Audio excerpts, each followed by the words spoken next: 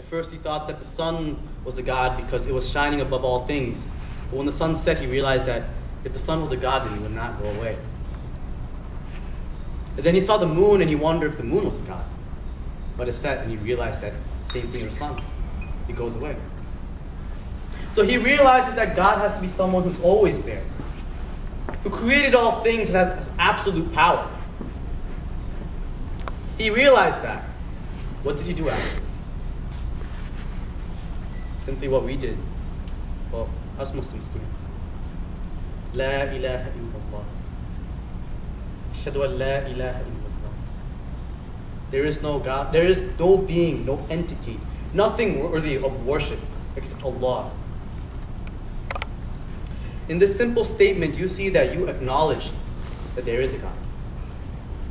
What do you do afterward? You say that He is the only one worthy of worship. But wait a minute. You accepted that there is a God. You accepted Allah. Why do you need to worship?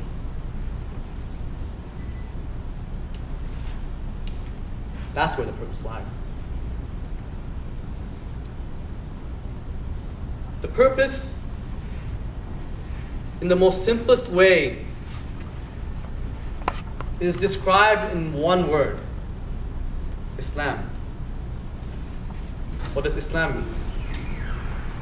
It means to submit, complete surrender to the will of Allah, of God, Lord of the world, the King of all kings, the same God that Christians and Jews believe, the same God that Ibrahim alayhi salam, Muhammad, Isa, Jesus, all these messengers, all the people in the past, they all believed in the same God. The same God who made you and me, made your fathers, your forefathers, who made this whole earth.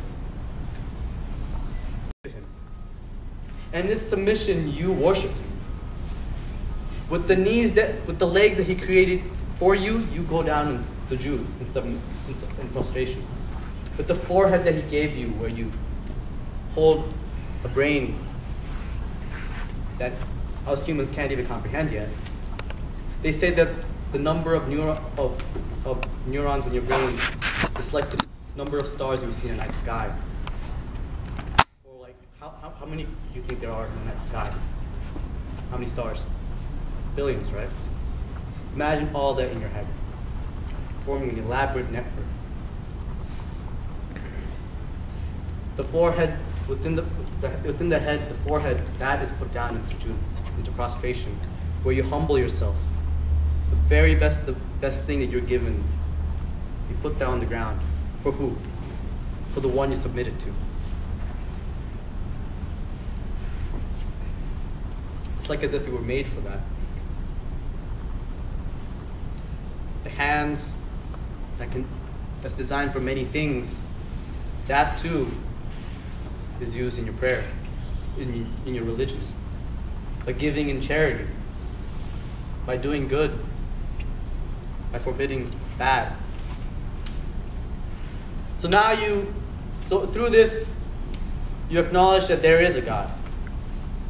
Through this, you realize that there has to be a purpose to it, that you have to accept a responsibility, that you have to accept a fact that you need to live by.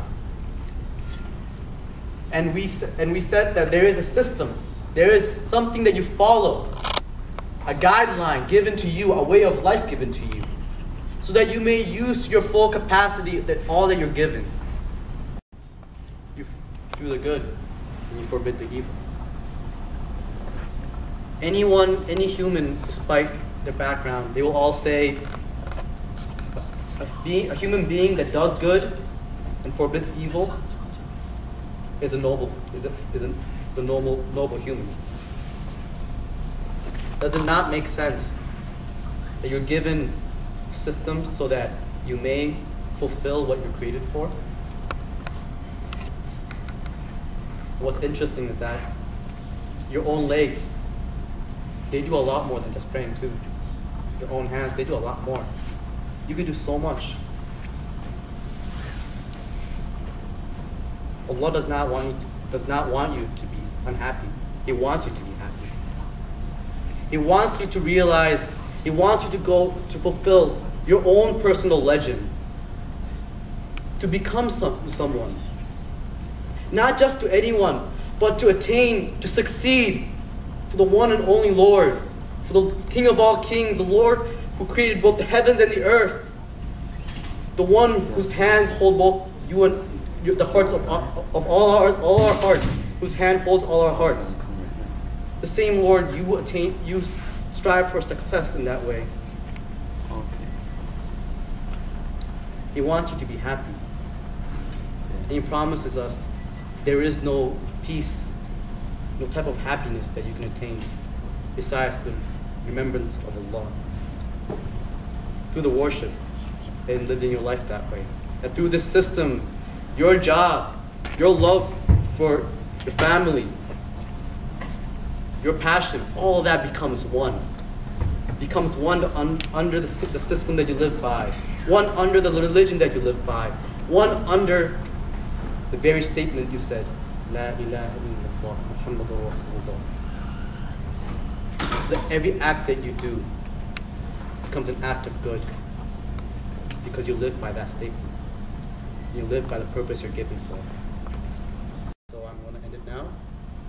If you have any questions, feel free to ask me. If I said anything wrong, please forgive me, inshallah, and I would very much appreciate if you can address it to me afterwards. May Allah subhanahu wa ta'ala make you all happy. May He bless you and with His infinite blessings, no matter who you are, every single one of you, it is your right to be happy.